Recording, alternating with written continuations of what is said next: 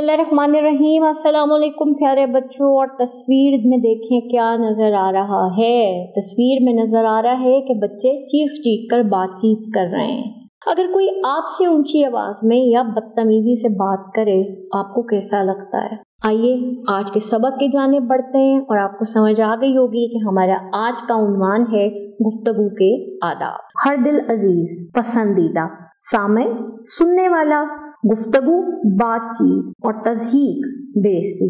गुफ्तगू भी एक फन है और उसके कुछ आदाब हैं। जो शख्स गुफ्तगू का फन जानता है और उसके आदाब से आगाह है उसे सब इज्जत की निगाह से देखते हैं, वो हर दिल अजीज बन जाता है। इसके बरक्स जो गुफ्तगू के फन और आदाब से ना आशना है लोग उसे नापसंद करने लगते हैं। गुफ्तगू के फन की सबसे अहम बात यह है कि खुद ही बढ़ चढ़ कर ना बोलते जाएं, दूसरों को भी बोलने का मौका दें और उनकी बात तहम्मुल और दिलचस्पी के साथ सुनें। उन्हें ये एहसास ना हो कि आप उन्हें बोलने का मौका नहीं दे रहे या उनकी बात बेदिली से सुन रहे हैं। याद रखें, अच्छा मुकर्रर होने से अच्छा सामे होना यानी सुनने वाला होना बेहतर भी है और मुश्किल भी। बेशक अच्छा मुकर्रर भी बने मगर अच्छा सामे बनना उससे ज्यादा अहम है। जब तक दूसरों की बात खत्म ना हो उनकी बात काट कर अपनी बात शुरू ना करें। बेमानी और बेमकसद बातों से परहेज करें और ऐसी बात करने से गुरेज करें जो दूसरों को नागवार गुजरे बुरी लगे। आपकी किसी भी बात में दूसरों की तज़हीक का मतलब होता है किसी की बेइज्जती करना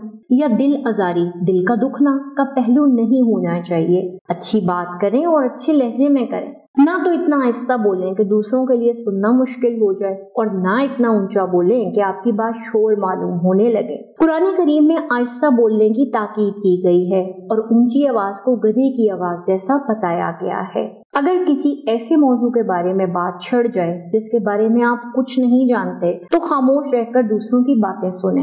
ऐसे मौके पर आपका बात करना नामुनासिब होगा, आप खुद को तमाशा बना लेंगे। ये भी याद रखें कि सारा वक्त दूसरों की बातें सुनते रहना और खुद बिल्कुल ही ना बोलना भी नामुनासिब है। जहाँ बात करना जरूरी हो करें मगर सलीके के साथ, नरमी के साथ और अच्छे अल्फाज में करें।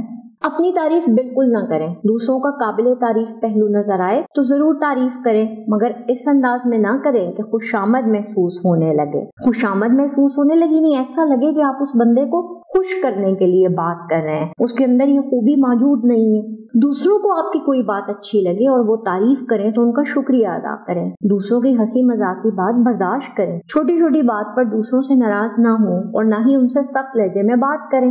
खुद कोई ऐसा मजाक ना करें जिससे दूसरों को हंसी ना आए बल्कि गुस्से की आग भड़क उठे। नसीहत बहुत अच्छी बात है और जरूरी मौके पर दूसरों को नसीहत करनी चाहिए, इससे उनकी रहनुमाई होती है। मगर हर वक्त नसीहतें ही ना करते रहें। बहुत ज्यादा नसीहतें करने वाले से भी लोग गुरेज करने लगते हैं, उससे बचने लगते हैं, उससे मिलना पसंद नहीं करते।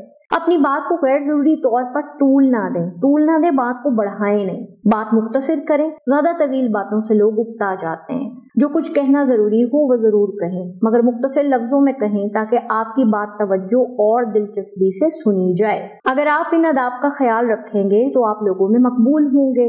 लोग आपसे बात करना और आपकी बात सुनना पसंद करेंगे। जी बच्चों, यकीनन आपको समझ आ गया होगा कि हर दिल अजीज बनने के लिए क्या सीखना जरूरी है।